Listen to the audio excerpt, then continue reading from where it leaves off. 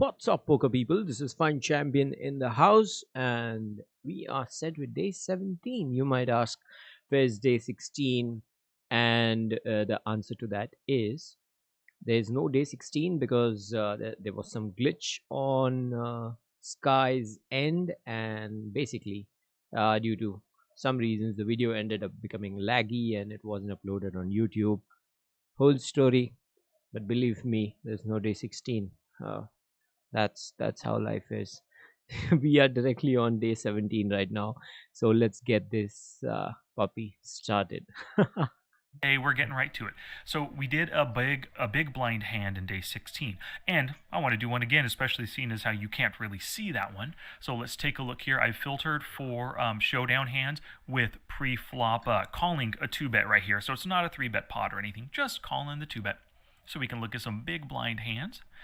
And what we'll do, of course, as always, you can see there's no hole cards. I don't know if I'm a winner or loser in these. All right, we know all the drill. Let's get into it. But of course, let's just make this hand, this range pocket 9s and 8s, change to 9s and 8s. We're looking good. Let's make 50 chance between 2 over pairs in the range and 2 mid pairs in the range. How interesting. So I believe we're ready. We got all of our tools open. The final tool, the hand history. So let's see what happens here. NL Hold'em Shark decides to open. He is a 45-14, so a bit loose passive. It is a steal position. It's a larger sizing right here, so that's going to come into play when we look at my calling range, because my 0.25 is the big blind, so they open slightly more than 3x. My calling range is going to be a bit tighter because of the larger sizing.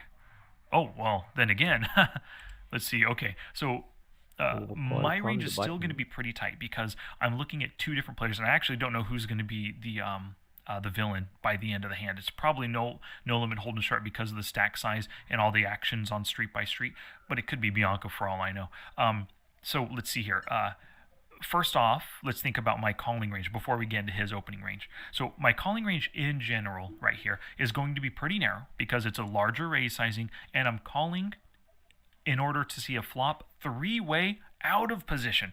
Now, both of these players are pretty loose passive, so I would imagine I have a skill advantage here. Not exactly sure. It's a small sample, 13 and 44. But I should not be trying to get to flops in multi-way spots out of position. That's just losing poker. Heads up pots in position are going to be, in general, where I make the most money and where most of you make the most money as well. So this is not really a bread and butter situation. So my guess is it's going to be my hand is going to end up being some kind of a good suited connector, some kind of a pocket pair for set mining, maybe a suited ace, some good Broadway cards, things like that, things that can flop pretty well. And most likely it'll be suited. If it's not suited, it's got to be 2 really good, strong cards like King Queen maybe, or Ace Queen, that I don't feel like 3-betting, as well as pocket pairs if it's not suited. So let's take a look at my range first. Let's see here. We want to look at not a 2-betting range, but a call 2-bet range, because automatically that's going to be removing the hands that I'm always 3-betting. And in a spot like this, let's see, this player, what does he like to open with from the, what do you call it, raise first, from the cutoff? 40% of the time.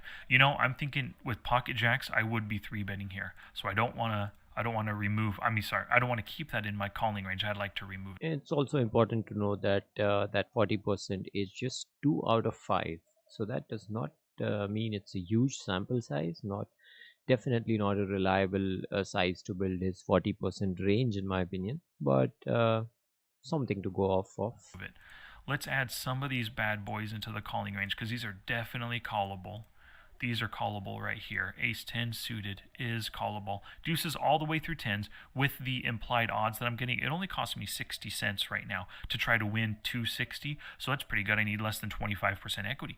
But at the same time, if you look at the 20x rule for implied odds for set mining, well, 60 cents times 20 means I only need $12 in the stacks behind. He's got 21.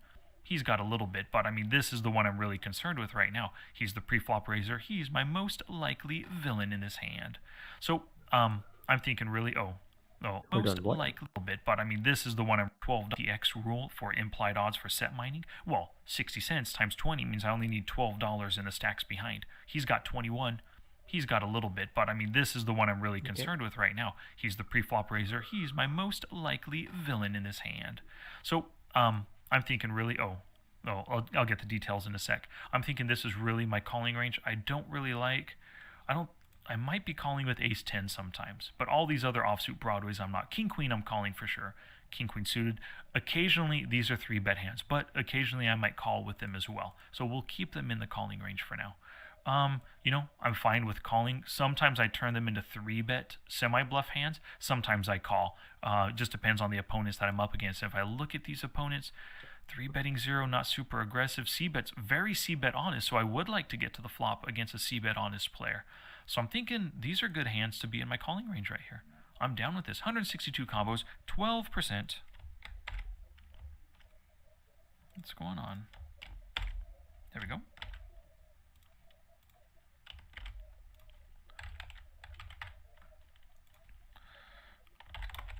Here's my notes in the big blind.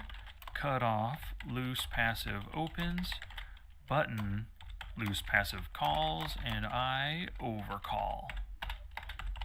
All right, this is the range that I will be comfortable calling from the big blind with. Rather than going to 7-6 suited and 6-5 suited, I prefer to keep Jack 9 suited in my range, a suited gapper. So let's go. Flop comes down, turn comes, river comes. 12.5, 166 combos.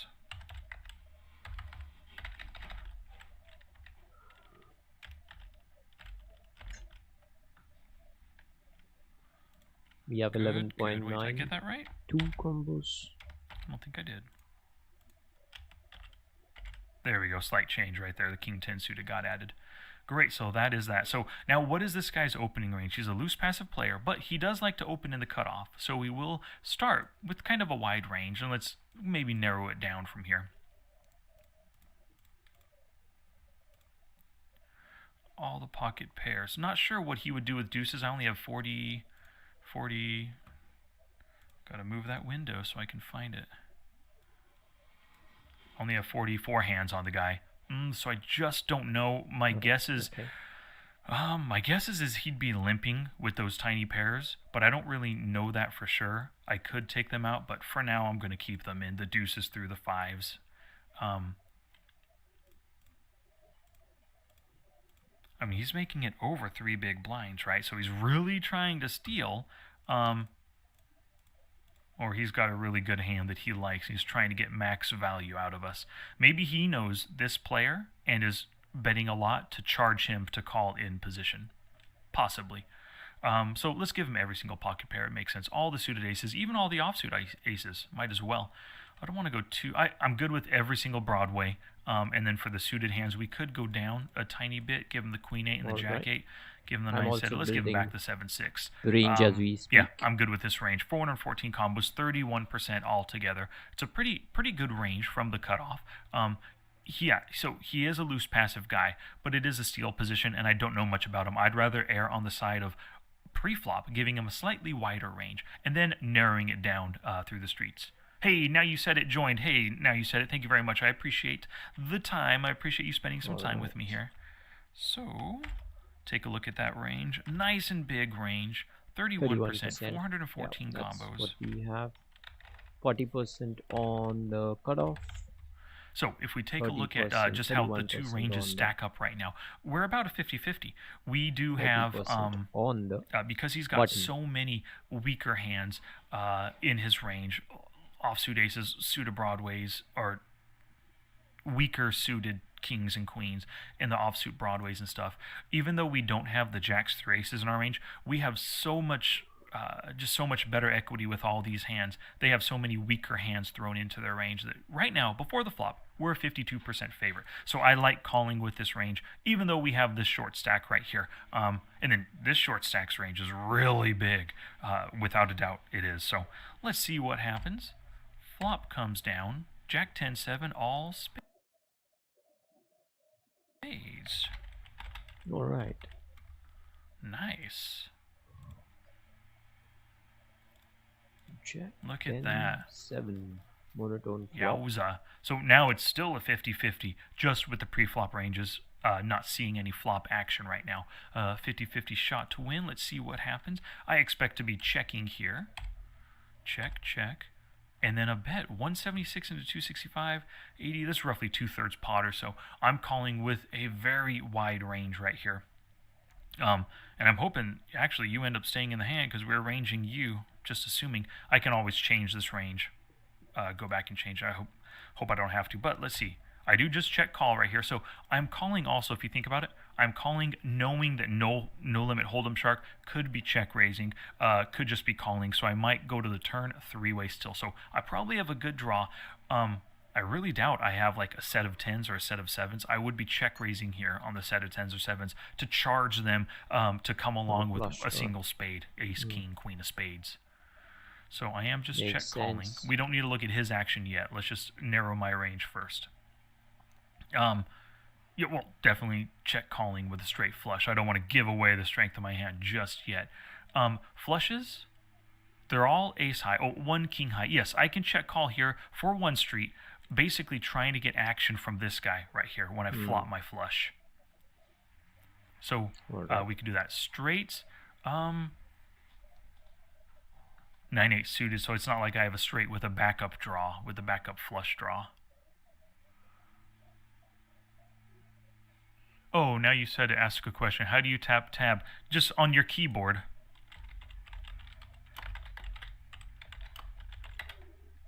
Yep, on the keyboard tab key. That's it.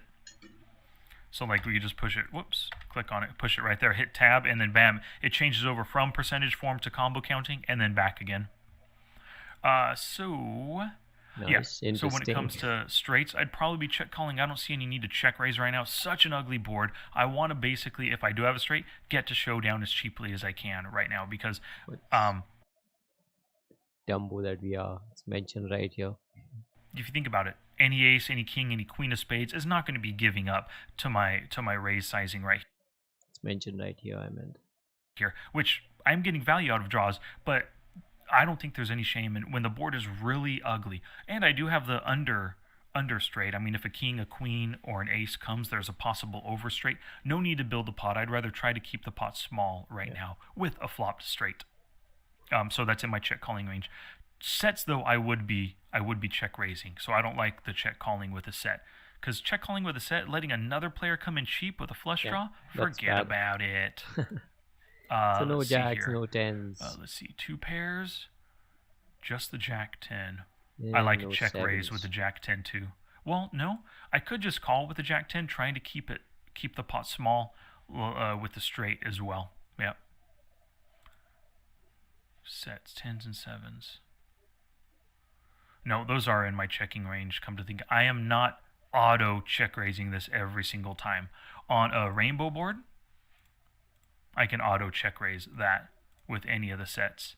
But on a super wet board like this, I might slow play occasionally, especially because I don't have top set here, second or third set. So let's keep that in my check calling range. Top pair, check calling, the flush draw, no flush draw. Mid pairs, check calling. They all have some kind of backup draw as well. Yeah. I could check call one street there.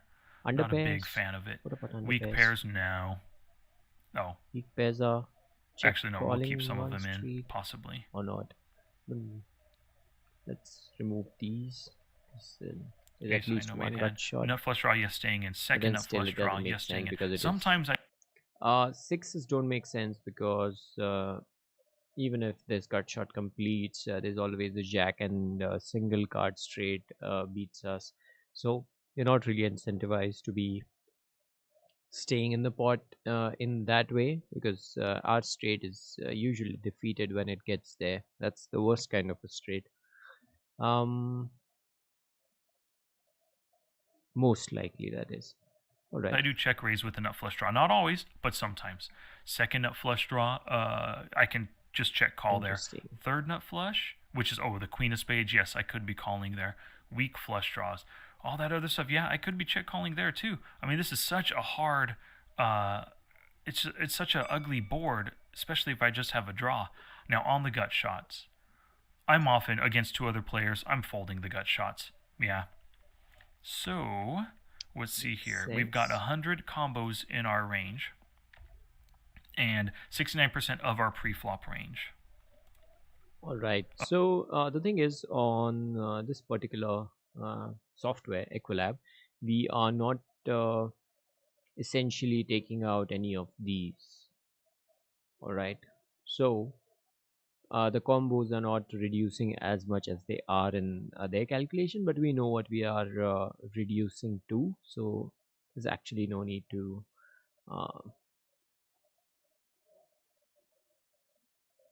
There's no actually any need to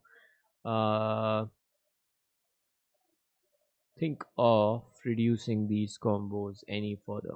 All right, let's go. Oh, whoops. It was a 52% equity. It was basically a 50-50 at this point.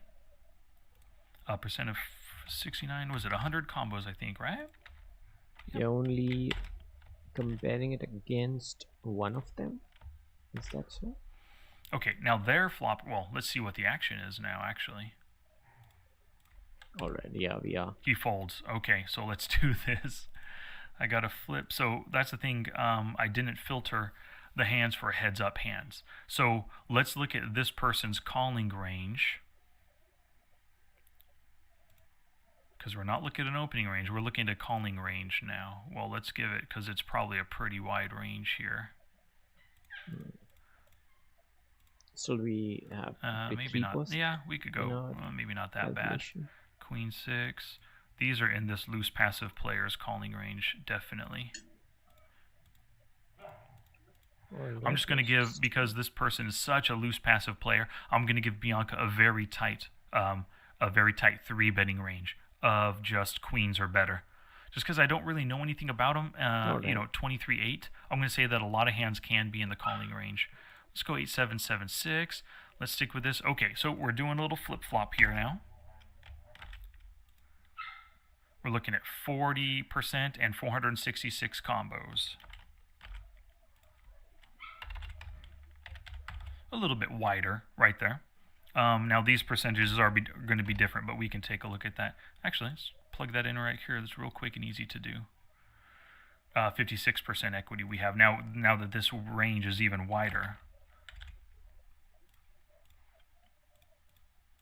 All right. Jack 10-7. I've kept the range a little bit tighter so at our end, and we have 54% equity versus their range. So my range is accurate, 100 cards, check calling with. Now then, what is their range? What is their betting range on this board after playing pre-flop passively with such a wide range here? Betting the straight flushes, sure. Just it was a small bet, 2/3 pot, trying to build only had $6. It's possible trying to build the pot, but I doubt it. Let's take those out. Let's say that there aren't any straight flushes, because most people on the flop, they have position. They can choose to put money on the turn or river, and with such a short stack, it's so easy to get all the money, and there's no need to bet right now with the straight flush, with the 8-9 of spades. So let's take that out. Flushes, I think flushes can bet. Look at all that. A ton of that stuff is some weaker flush stuff. Could be betting here, trying to start getting value. Straights could be betting as well, just playing their... just playing the strength of their hand. They have a straight, maybe thinking that, we might have a flush draw, so they're betting. 2-pair could be betting here. There aren't any over pairs. Top pair. Now, this is such a loose passive player. Is top pair betting? I don't think so. Maybe with some flush draws, top pair would be betting, so we can keep those in a little bit. Yeah. Oh, well, actually, let's just do that. Top pair with a flush draw. Right there. There we go. Mid pairs are not going to be betting, just going to be checking behind. Weak pairs, no. Nut flush draw, totally betting. Second nut flush, those are random kings. Okay, yep, betting. Third nut flush, all the queens. Yep, betting. Weak flush draw, those are just a 9 high. No, probably not there. Probably just want to check in and see a showdown cheap with a 9 high flush. Open and straight draws, I can't see those betting. I see no reason without a flush draw to bet. Right there. So, based on that pretty wide pre-flop range, now on the flop, making that bet on such a scary board, we've narrowed it down pretty big. 20%, 27% of the pre-flop range, 126 combos now. All right. We've effectively removed 73% of the range right here. It gives us a much better idea of how we can approach this player when we remove so many cards from the range.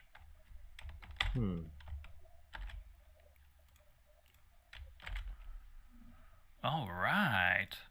I like things here. So 126 hands, 100 hands, and we have only 35% equity. And that's because we've kept all of these really strong hands in this range right here.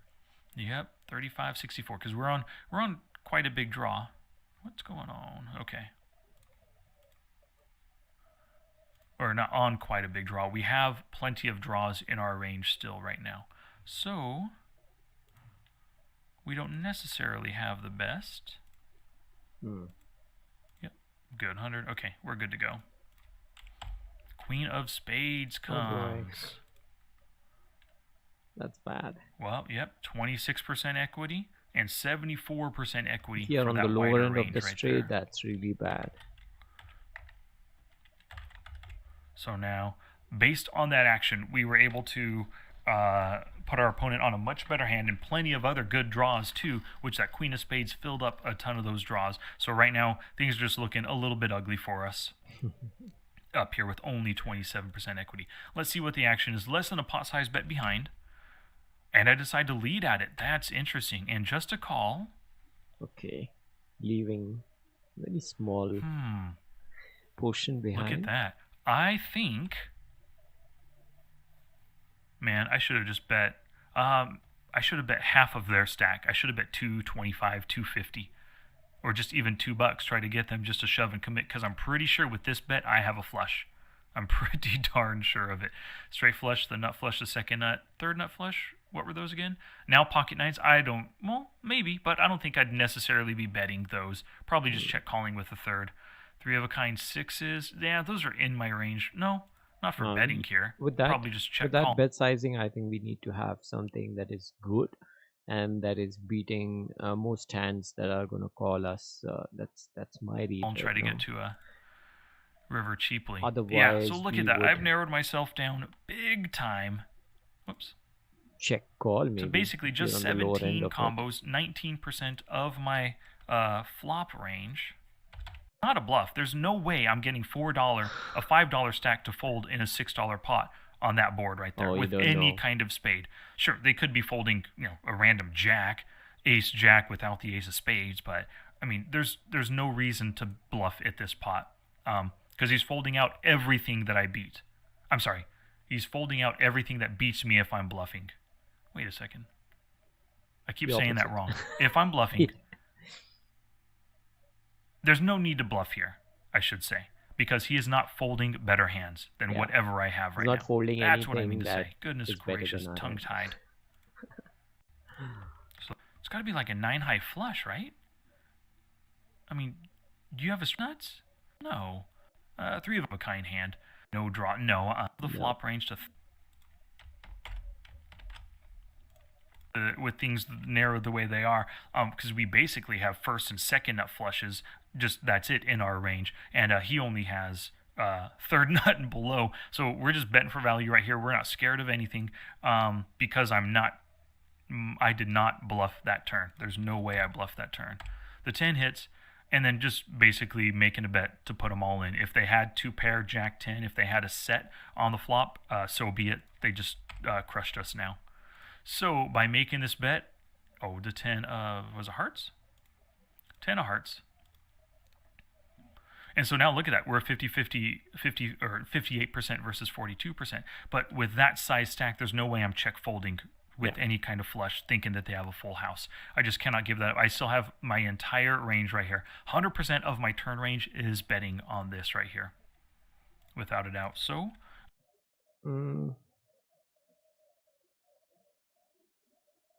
So just a thought over here, when such dead end situation comes in, and let's say we check,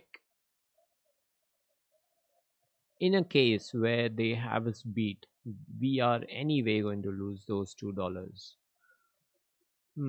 So that's probably the worst case scenario. Okay, let me lay out what I was thinking. If they have a hand that beats us on the showdown, they are always calling that bet. In no way they are folding at this stage, like they are still going to pay that bet.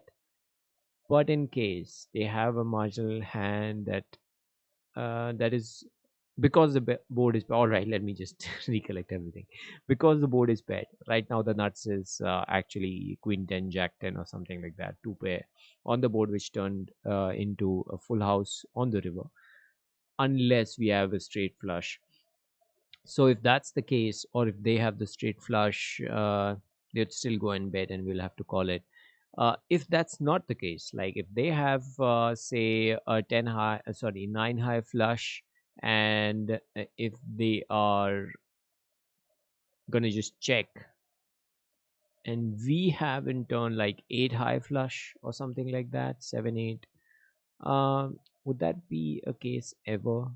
I'm trying to think, if we don't bet and if they check, are we saving those $2 that we would be essentially throwing away if they are calling us with a hand that beats us? If they have a hand that beats us, like if they have ace of spade, or if they have ace of spade and no other spade, in that case they might not really, all right, that's the edge I was going at. Finally I'm able to put it in words.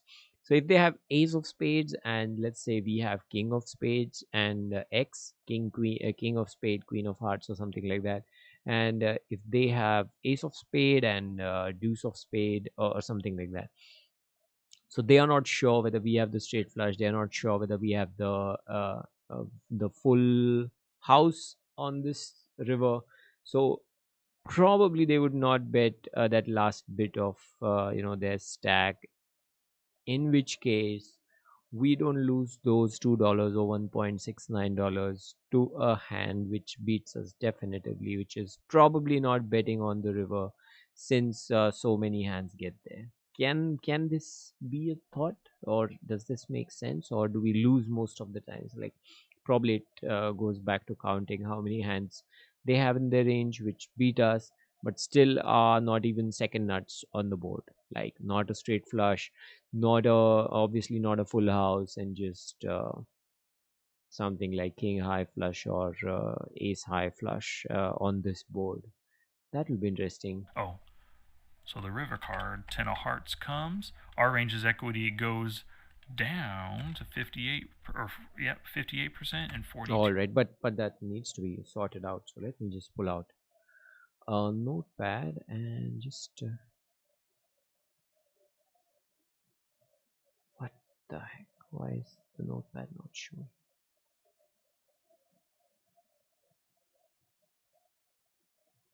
Oh man.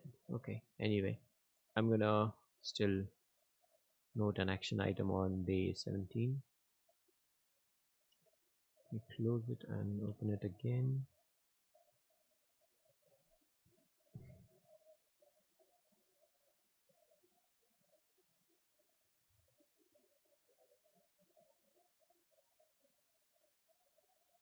All right, opening it up again, and now it shows. Do some magic. All right, this is the pen, and let's note it down. Interesting thing.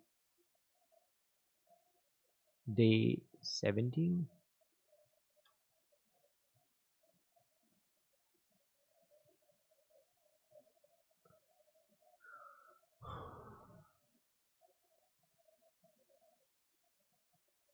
On the river, and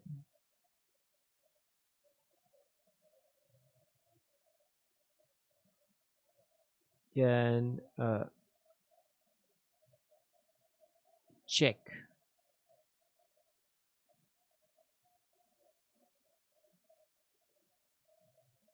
actually be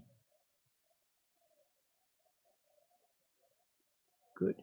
uh, it's too bad writing.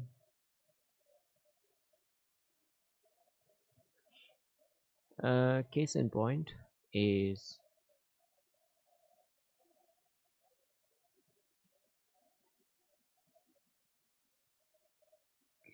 to check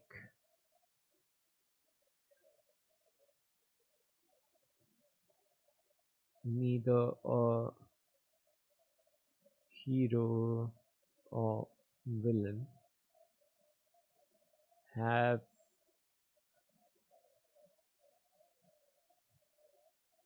first or second nuts? Probably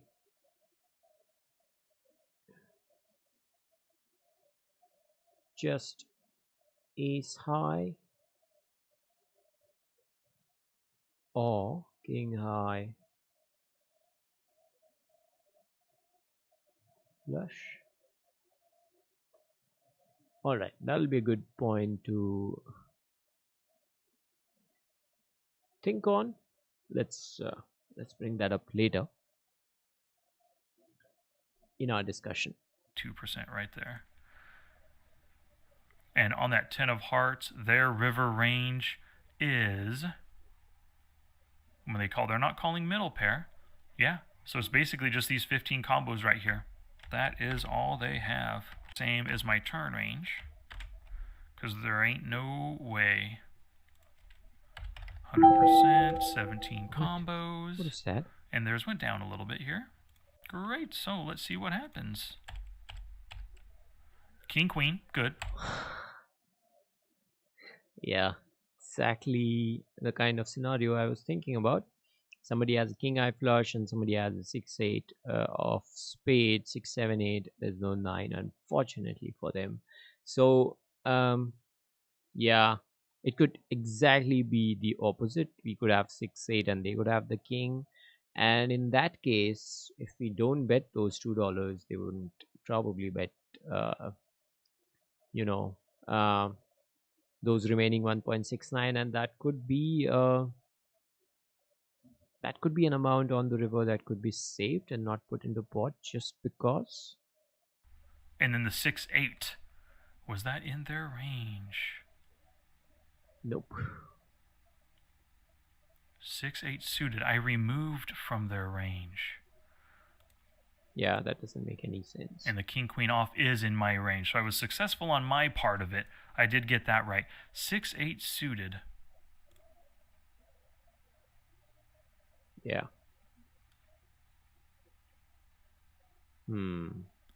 Oh. Fourth nut flush. Wait a second.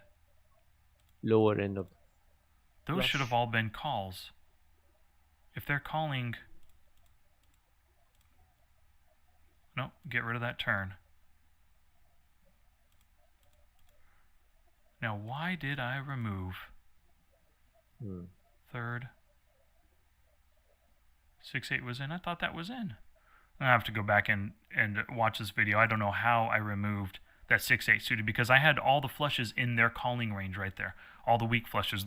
There's no way they would fold out worse flushes. So I don't know how it got removed. I got to go back and watch the video and figure that out, because that's a mistake in the hand reading process. That should not have been honestly removed. Speaking, I was a little bit zoned out, thinking about the possibilities of we blocking a lot of straight flushes and them blocking a lot of the straighter flushes, but at the lower end, in the exact opposite manner, that is, we are probably holding something that is the lower end of the straight and not so happy charging it, and they are just having something that's on the higher end of it and probably beating us by the river. But it turned out to be exactly the opposite scenario. Yeah, sort of following along, I zoned out a little bit, especially on the turn. Sorry about that. Because every flush was in the range for calling that. There's no way they're folding the turn thinking that I have the ace or the king. Yeah. They're not going to be folding the 6-8. The gut shot straight flush draw. No way. Where was that? All right, but hand reading right there, because I definitely had every flush in the range. Maybe I accidentally didn't click that. 6-8 was in pre-flop. Now you said it. So if we remove both of these right here, here's the pre-flop range from the very beginning. 6-8 suited was the third worst suited gapper. And so I had it in from the start, from the get-go. Nice. And then so on the Jack-10, 7 board. They really like the flush. And so that is a flush. And I said that they could have bet top pair. Oh, all the different flushes are in, right? And so, yeah, on the flop, I said that they could bet right there. Makes sense. And on the queen of spades, I said that they could check call. I mean, everything's checked. Yeah, I don't know how it got removed. I need to go back and watch that video, because it should not have been removed. Don't kill All yourself right. over it. Well, thank you very much, everybody, for watching. All right. Can't remember. Day 17 of 66 in a row. All right, day 17 comes to an end, and we come to an interesting junction where we are thinking about uh, so many hands on the river, which which are clearly not the nuts because of the river card, but until the river, they were clearly good, clearly the nuts could be raising, could be playing, and even if a meaningless amount of bet is left behind, especially in tournaments, as they say, chip in a chair, it could really mean some difference between losing your entire stack versus saving just a little bit, probably to have a scope of chipping up again if we happen to lose that pot, that is. um, that is very interesting, and keeping such small fragments behind, that also seems like something that is not quite so common in the games that we play. So if we so here's it. If the pot size is such that SPI is way lesser than 1 already, and we bet something that is not covering their entire stack and still like three-fourths of the bet or something like that, um, usually we see an all-in and we get a call, or we ourselves put them all in as a bet size on the turn, which did not happen here. And that's sort of a residual bet plays. It's kind of strange, not the norm, not the usual practice. So that's interesting to think about and to chart out. And also interesting action item that we noted: can a check be actually good on such a river where neither hero or the villain have first, second, or third nuts? Probably just ace high or king high flush, which is what we wrote, and that's exactly what was there with the hero. Fortunately or unfortunately for the villain, they just had 6 8. 8 6 suited, too bad. Anyway, lots of good readings in this session. Let's continue this tomorrow. Thank you for joining. Bye bye.